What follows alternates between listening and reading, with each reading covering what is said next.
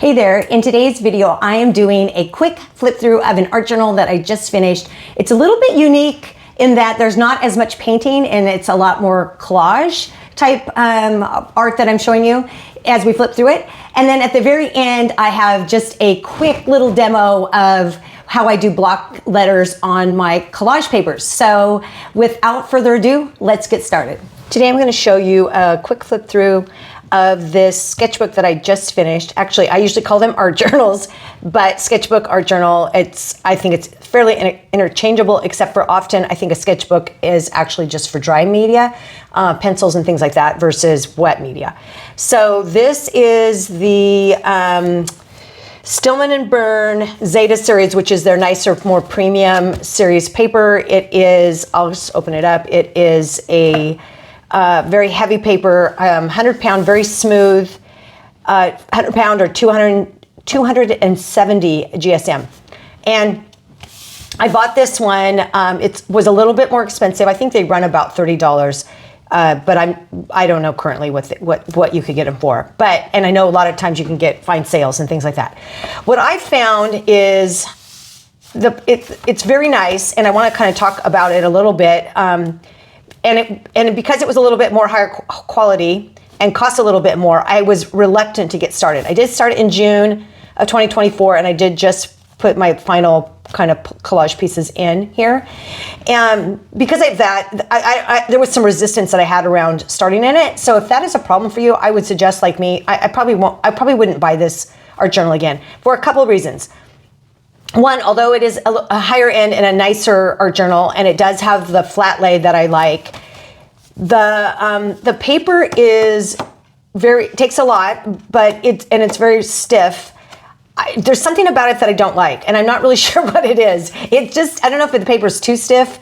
I like a heavyweight paper, but there was something about this that I didn't really like, and I don't know if it was just my own mental getting over the cost. It wasn't exorbitant. I mean, I know there can be art journals that are handmade and, $100 and all these things. So I'm not really sure what my problem was, but I think you sometimes have to go with your gut instinct. If this is not something that you like, then you just find something that you don't like. And honestly, the Arteza, which I don't have at hand, which is like half this price, I really like. So there you go. And maybe it is the price, maybe it's not. I'm not really sure. But anyway, we're going to do a quick flip through, and what I want to say is this is completely different than my other art journals. Because I had such a hard time getting started, I did some things which I wouldn't normally have done, like just gluing in some of my collage papers. So I'm getting ahead of myself though. So I decided I just glued this in, and this was a collage paper that I made that just says basically you can be creative if you only begin. And so I felt like that was a really good way to fill this page without having to paint it. And it kind of signifies what I feel like in general about art is just sometimes you just have to begin. So these are just collage papers that I've made that then I started putting them in. I thought I like the look of those two together, and certainly I could have cut them down or I could have done more to it, but I did this a lot in this art journal, which is crazy because the paper is so heavy it can take a beating, and yet this is what you're going to see throughout this. This was using old paper from old books, and then I created my own words. I changed the content, content. And this over here says a writer's workbook, and then I put a great story, suggestions for written work. So these are collages using old papers and things that I really do enjoy this type of work, and I have done some on canvas.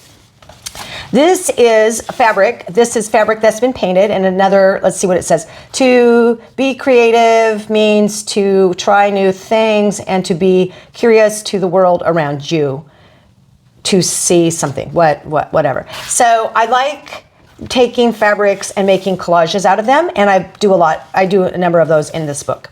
This is another kind of wonky collage using different papers and different, this is like a fabric lace piece that I think I've dyed. Lots of different elements on here. Yeah, fun to kind of lay that out like this. This is another one that looks like I'm using pretty much primarily book parts. This is a book cover that I've torn apart, different pieces from the book cover, and little bits and pieces, obviously from the book, and old book parts and things. So again, I love taking old things and creating collages out of them. Here's just some collage paper. I really like that there is some text that shows written text, not the actual printed text, but some written text here. So, and then these are just obviously 2 portraits that I did with, I think, water-soluble graphite. And more collage papers, more collage papers. Now this is very simple, but for whatever reason, I'm really drawn to it, and I was glad to. Most of these often would get incorporated into other work, and so this particular art journal, I've saved a lot of these that I really like, and the simple composition of a lot of them. Now this is, I can't even tell you, this is so heavy. This has fabric on it, and it is so thick. I think I painted it like 10 times because I didn't like it, and I kept painting and painting and painting. But it's just layers, and it makes the art journal, when I close it, like really, well, there's a number of really thick things in here.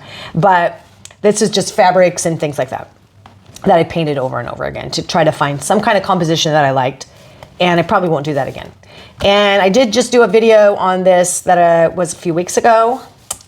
Here's some more collage paper. Very simple. I think I was probably cleaning off my paintbrush, and it was like, oh my gosh, I really like that. So I like the simplicity of the paint on a white background. And this is something, I don't usually have this kind of restraint, so I decided to leave it. If I was incorporating this into something, I would have painted and painted and painted, and I never just work on a white background. So it's lovely to see this. This was one painted in here that obviously using colors that are not typical for me, and so I can tell I put a coating of wax, cold wax medium over it so that the pages don't stick together. So it feels good too. And then here is another collage just using fabric pieces and, well, an old book pieces, and then some stitching that I did. So these, I think I've tea dyed some of these pieces. So I kind of am liking incorporating fabrics into my art.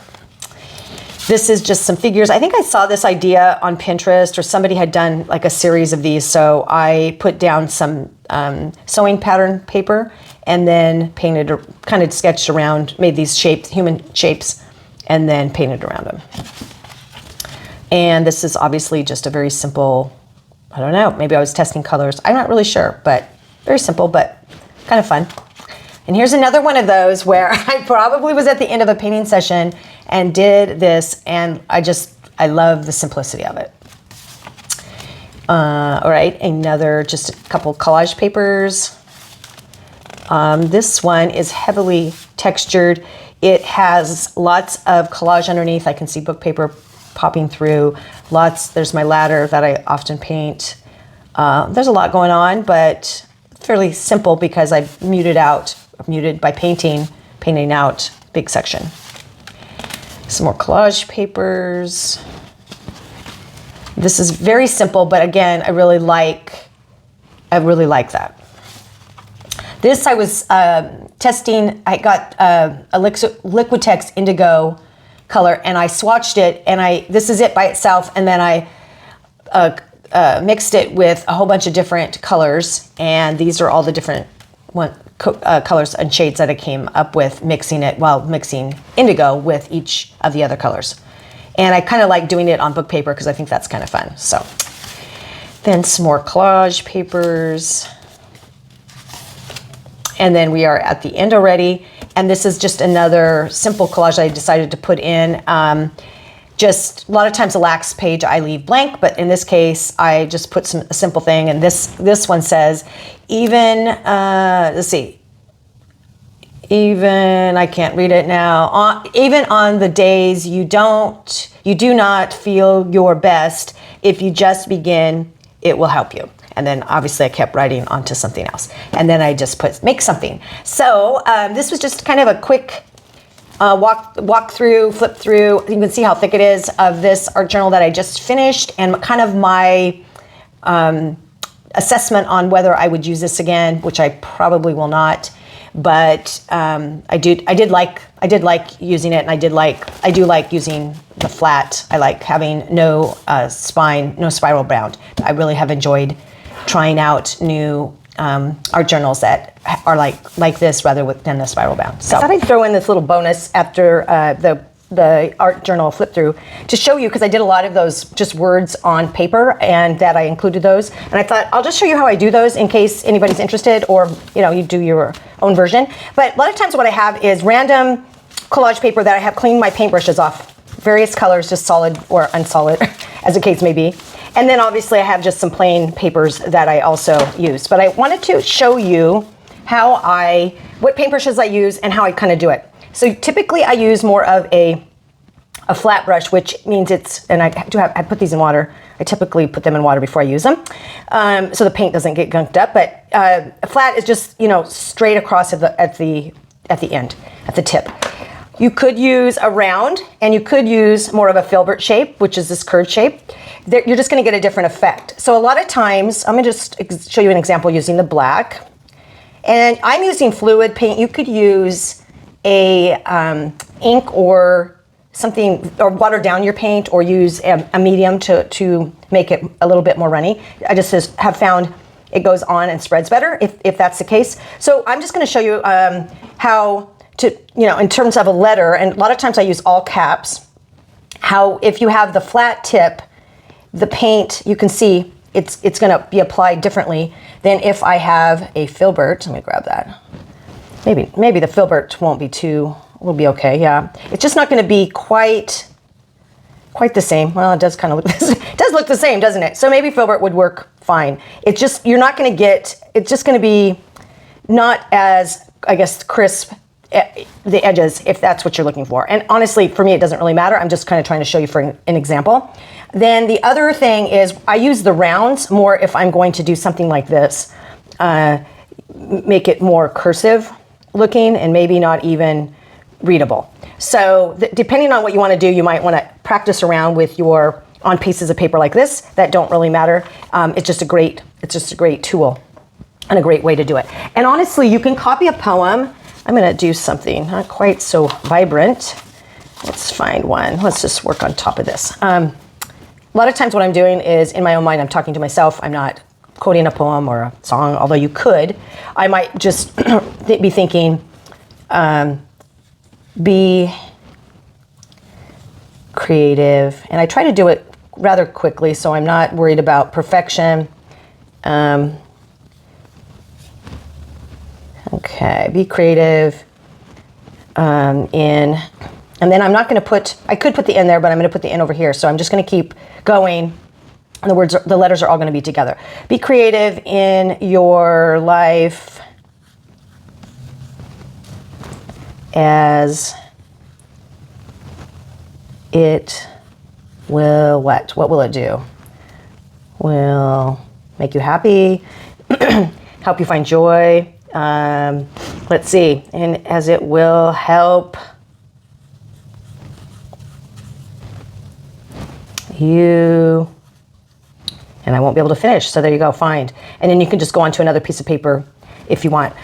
So as you can see, it's just filling up the paper with whatever. And now I wouldn't have to be words, or it could be redundant, but it doesn't really matter. So like I said before, I typically just kind of write whatever is on my mind at the time. And if it can be like, now I'm pressing down harder, so I'm maybe making them the letters bigger. If your heart is, see, I don't even know why I'm thinking of this, is if your heart is heavy, if you're feeling sad, I want to say I don't know what made me think of that, but if your heart is heavy, make art. So, see what I'm saying? You just never know what's going to pop out of my head. So you can make them thick, thin. This was rushing a little bit more than this one. And as you can see, it helps if you already have a background that you've started. And I wanted to show one. I'll set these over here. I have a paintbrush here on white. Let's see, this one's be better. And this is titanium white, so it's more opaque. And it also is a great technique. This also looks good on craft paper because the tan color takes both black and white and it looks great. So let's see. To be creative.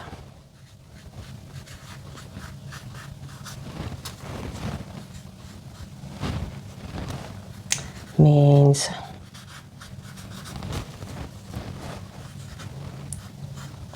taking risks. Okay, so whether that's true or not for you, but often it does mean taking risks, trying something new, being bad at something right out of the gate. Those are all things you could write and put on paper and either rip those up and glue, use them in your collages, or just use them as I did in my art journal, something that I hadn't actually thought to do before. So I just happened to have words and they had meaning, and so I glued those in and it was able to finish that art journal. But I just kind of wanted to show you this is a fun way to make words that are kind of personal to you, and it's not overly readable, and it's easy to do, but it can have meaning, at least. Typically those things mean something, to each of us, whoever's writing it. And oftentimes, if I can't think of something, it's easy to pull a poem or, whatever, some text or something that is meaningful to you, and you could write that out as well. And you could write it over multiple sheets. You could also take a teeny tiny paintbrush and do it. You could also do this directly into an art journal. It could be the background, or it could just be a standalone. So anyway, I hope this gives you another idea for something to make collage paper or to work in your art journal. And I will end there, and I hope that you give it a try. And thanks again for watching, and I will see you next time.